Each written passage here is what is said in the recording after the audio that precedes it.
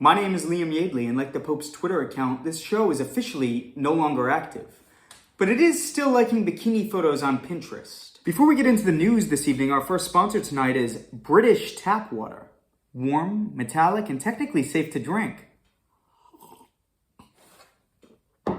Our first story tonight, Pope Francis passed away late last month, leaving the College of Cardinals to elect their successor using their ancient voting methods. White smoke means a new pope.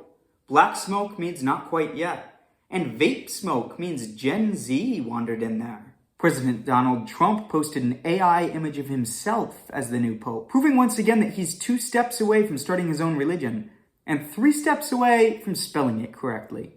Here to talk about the religion that he started, please welcome our first guest, Mr. Christopher Walken. Thank you, Liam. Big news. No more 10 commandments. We only got 2 statutes. Number 1, you must always carry a rock for balance or for throwing. It depends on the vibe. Number 2, it's customary to offer me a snack. Pretzels, hard-boiled eggs. And if you don't, remember, I'm still holding this rock. Thank you, Chris. Tonight's show is also made possible by 5 Flat Whites and whatever's left in the communal fridge. Speaking of shared goods, Ukraine just struck a long-awaited minerals deal with the United States because nothing says peace and security like opening a strip mine in a combat zone. Here to comment on how the deal came to be is owner of a glazed nut stand on Westminster Bridge.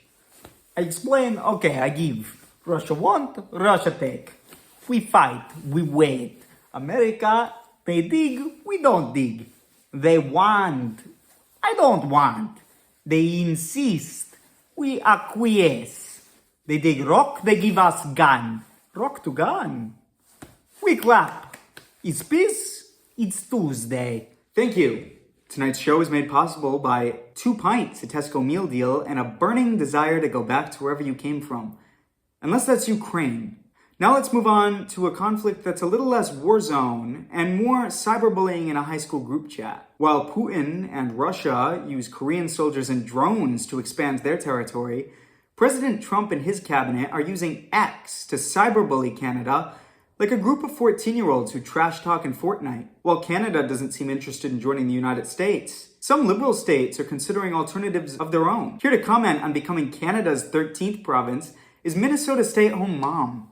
Hi there. Oh yeah, folks in the cul-de-sac are real fired up about joining Canada. We already got the snow, the hockey. I once apologized to a goose. Now that's diplomacy. Now to deliver our next segment is right-wing political commentator Tucker Carlson. Good evening! So President Trump just announced new tariffs on Hollywood. Ooh.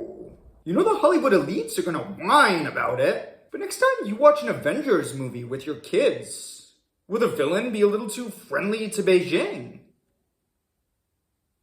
Here to comment on his love for the president and our new economic plan, please welcome Southern small business owner Troy Beauregard. I love President Trump's economic plan. My partner in business, Dwayne, does not so much. He's a little bit more out than I am, to the left. But I mean, we run a business together, and after a long, sweaty day of hard work, we like to retire to our porch with our matching sweet teas, and we pray for profits. And that's how you run a business, folks. And I'll tell you what, if that is a sin, then lock me up, throw away the key.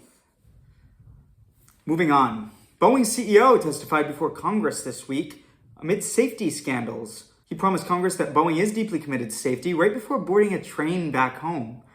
Here to talk about what needs to happen in order to make sure our planes are safe is genius who forgets his train of thought every time he sneezes, Dr. Herb Wexley. We simply need to install side-mounted anti-shear support coils for all the...